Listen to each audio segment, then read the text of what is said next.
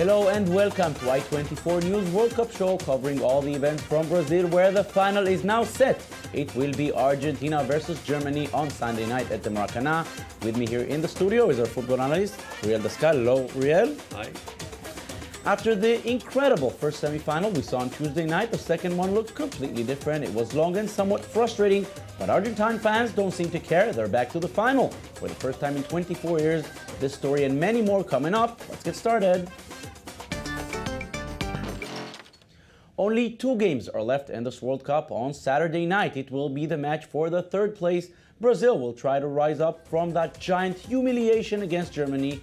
The Netherlands will hope to find some consolation after their penalty shootout loss to Argentina. And the 2 semi-final winners will play on Sunday night at the Maracanã. Leo Messi or Philipp Lahm, one of these 2 captains, will raise the World Cup trophy. Uriel, we will speak about this match, the final, in a few minutes. But what did we see last night? Was that a football match or some tactics thingy that was not really football? Yeah, I think both teams fell in love with their ability to protect their goal or to stop the other team from playing, which is a shame because traditionally Holland are always more offensive, a lot more proactive, and Argentina they could have done more. I think when you look at it, yes, it was boring, but 2 semifinals, 8 goals, you can't complain. No complain about that. Yes, and we didn't expect the second semifinal to look like the first one. I don't know if we will ever see such a game again in the semifinal. I speak about the Brazil-Germany one, but this Argentina team, many people say it's like the 1986 team with one big star. Then it was Maradona, now it's Messi and the players around him. This reminds me more of the 1990 team that also qualified to the finals on penalty. Tough defense, they may steal a goal, if not penalties. That's what we'll see from them in the final as well? Yeah, I think they have a great team ethic and, they know how to work as a team. They know how to win international tournaments as a team. They've won the Under-20 World Championship. They've won other tournaments together, De Michelis, Messi, Zabaleta, Aguero, they were in the same teams, the under-20 teams. So I think they know how to do it, and they know it's not about showboating. It's not about playing great football. It's about winning, and they know how to do it. And because this team, there's no star flash in this team. We have not seen this. They scored only 8 goals so far in 6 games, but they're efficient. They know what to do to win. Yeah, they are. You would say there are more Germans than the Germans. I think they miss Di Maria, which is one of the best offensive players in the world. They miss a sharp Aguero. It doesn't look sharp. He's still injured. Messi carries the team's load in attack. Mascherano is a great defensive midfielder, but he never contributes too much to the attack. So you have a very gray, hard-working, blue and white team, and it's you always have that in a World Cup. You have this team chemistry that you have the team chemistry that is building up through the tournament, and they say, okay, this is the way we win. Okay, let's win this way, and they're very they're very cohesive in this. And if we have not seen anything else from them so far, not in the group stages, not against Switzerland, not against Belgium, not last night. Why should we see anything different against Germany, where obviously you have to stick to your defense? Yeah, obviously they're going to be a lot more defensive than the Germans. The Germans will be a lot more proactive, and they will try to score. I think maybe we'll see, a more dangerous Messi, because he was pacing himself throughout the tournament. He didn't give it all. He ran just as he wanted, and it didn't cover a lot of miles. And I think against Germany, it will be more active. It will try more to be involved in the attacking side of the game. And he will try to touch the ball more, get more dribbles. And we'll see that. And that game is, of course, on Sunday night. We can criticize the way Argentina has played so far. But one thing we cannot take away from them, they're in the final. It was nerve-wracking, but the Albiceleste did it. This time, the Netherlands did not have the option to put Team Krul in for the penalties. And Argentina got the win. After a frustrating 120 minutes of stalemate, it all came down to a penalty shootout. And it was Argentina fans who went home celebrating. Their 4-2 win over the Netherlands booking them a place in their first World Cup final in 24 years. Go Argentina. We won. We're in the final. But it was a cagey game as a determined Dutch defence kept star striker Lionel Messi at bay. His Netherlands counterpart, Arjen Robben, was equally unable to shine. And so the World Cup saw its first ever semi-final 0-0 draw. I really didn't think we'd win the penalty shootout. But the goalkeeper proved just how important he is to us. Sergio Romero indeed became Argentina's hero of the match, saving penalties from both Ron Vlaar and Wesley Sneijder. Maxi Rodriguez made it official, putting Argentina 4-2 up. For Dutch fans at the Corinthians Arena, it was another disappointing finish. This is terrible. It's a terrible way to go out. I think it's a match that did not deserve a winner, and it feels very unfair. That's feeling my heart, my bread. A sentiment shared back home in Amsterdam, where the drab weather kept thousands indoors. All in all, not a night to remember in Dutch footballing history.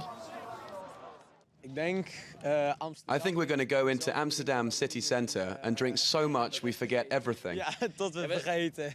A chance to refuel on Dutch courage before taking on hosts Brazil in Saturday's third-place playoff, while Argentina meet Germany in Sunday's final. So, Uriel, many of us called Louis van Gaal a genius back then against Costa Rica, doing that replacement with a goalkeeper. It worked, but many said now he has to play with the first goalkeeper, and if he comes into penalties, he's going to come with no confidence at all. Guess what? It happened. Well, I don't think he didn't have any confidence. He's a confident, he's a confident boy. You saw it, the way he handles, attackers coming at him, pressing, and he, shimmies them and gets free. I think that it was a one-off genius stroke by Van Gaal, and eventually he was right about that, because Sillissen never stopped a penalty in his life before, and he still didn't stop a penalty. Still so far. Yeah, so maybe the Dutch felt their confidence a bit lower going down to the penalties, and it's really pushing. We're hearing some Dutch players did not want to go first, and then Vlaar went first and he missed. Yeah, but Vlaar was confident. Vlaar wanted to take the penalty. He was Holland's best player, and he missed. So once you miss the first penalty, the whole confidence, goes down throughout the team, and you saw it in their penalty kicks. Romeo was really aggressive about it. He looked like he's going to win it for Argentina, and that's what happened. Overall, I think the Dutch a bit pushed their luck a bit. They went against their attacking, proactive tradition a bit too much in this World Cup. Van Gaal is a great coach. I think he's going to do well in Manchester United as long as the Wall Street owners are not going to destroy his team ethic. The Glazer boys. Yeah. Actually, it was a pretty good World Cup for the Dutch. I mean, they could be happy about it. Because it started extremely well. They didn't come in as big favorites, but then they beat Spain 5-1 and everything changed. They scored 10 goals in the group stage, but ever since those two very late goals against Mexico, they were 3 minutes from going out of the round of 16, then no goals in 240 minutes. The Netherlands we saw in the first round is different than the one we saw later on. Yeah, I think it makes sense for them to be obsessed about the win, But as Cruyff would say, why would you play football if you're not going to play football? And I think the Dutch understood that too late. Robben almost didn't touch the ball in the first half against Argentina, and he wasn't. It's like they waited for the game to end 0-0. Maybe they needed to concede an early goal, as happened against Spain. They conceded the goal, then everything changed. Here they waited for the goal that didn't come, and they remained defensive through the whole game. It's a good theory. I mean, Argentina also they've never conceded an early goal, so they said we'll protect us from the Dutch, because the Dutch can be lethal on attack. You have Van Persie, Sneijder, and Robben. Those are lethal players. They can do a lot of damage. And now you mentioned all those three names. They're all over 30. The Dutch squad is very young, but those three players are over 30. Next World Cup, they'll be nearing their mid-30s. This team obviously will need some kind of reshuffling, especially when it comes to leadership. Yeah, I think, Hiddink comes in, so he knows better what to do with the Dutch national team. If Van Gaal didn't qualify in 2002 and qualified to semi-final in 2014, I think Guus Hiddink, who qualified to the semi-final in 98, can do very well in 2018.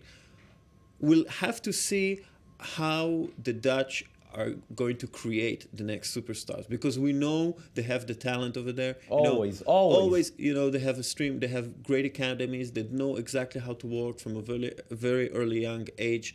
And you have the Ajax Academy, which actually is right now inspired by Cruyff and Bergkamp. And you have, they could look forward to a bright future. To a bright future. Absolutely. And this semi-final was the last match to be played in Sao Paulo, and many residents in Brazil's largest city are happy to see the teams and the fans finally go away. Yes, the World Cup may be one big party for some, but for many residents, it's one big headache. When Sao Paulo fans aren't sitting in the stands, this is where they go. Vila Madalena, a bohemian neighbourhood brimming with bars, boutiques and galleries, is stormed by football enthusiasts during every game. We want to make some noise. It's the cup. It's a party. I think the party's great. Everyone's having fun.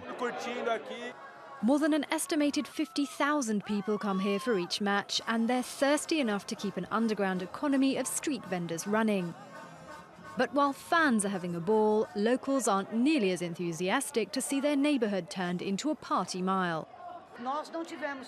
We can't invite our friends over to watch the game on TV because no one wants to come into this neighbourhood. They can't, in fact. Even when we go out, we're afraid we might find access to our homes blocked. We've had a lot of problems since the start, with people having sex on the street, dealing drugs and lots of drinking, all illegally.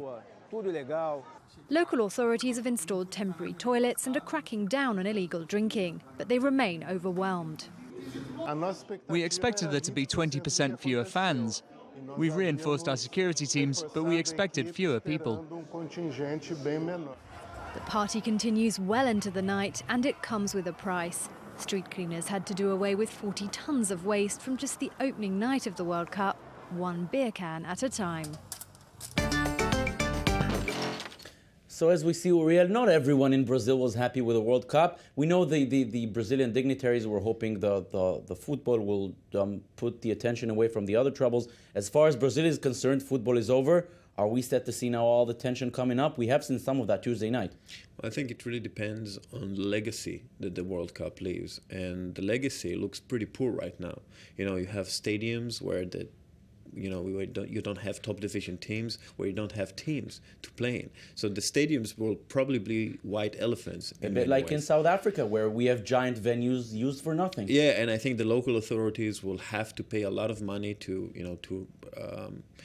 protect the stadiums, to pay them up, really.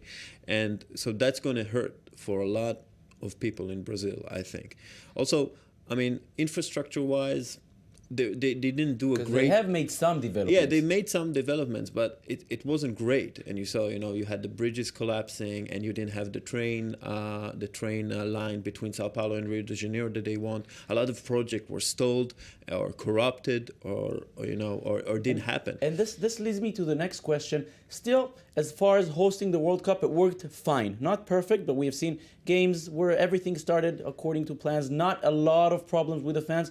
Were we too harsh on Brazil coming into this World Cup, or are there enough troubles to say that Brazil does have problems? I think the Brazilians were tough on themselves, and the protesters, I have to sympathize with them. They're taking money out of education, they're taking money out of wealth of the people, and they're putting it into actually bad investments. Okay, and I think maybe the most important legacy will be the rethinking Brazil will have to do about its football. Because obviously, when you get smashed that way, something has to change. Something has to change. And let's remember one thing when it comes to hosting big events. This is just the first half, because Rio de Janeiro is going to host the Olympics in 2 years, and they will obviously look forward to this. Uriel Dascal, I want to thank you very much for being with us. Thank you. And that's it for us today. We'll be here tomorrow with another summarizing day in the World Cup, looking ahead to the final on Sunday. Thank you very much, and have a great day.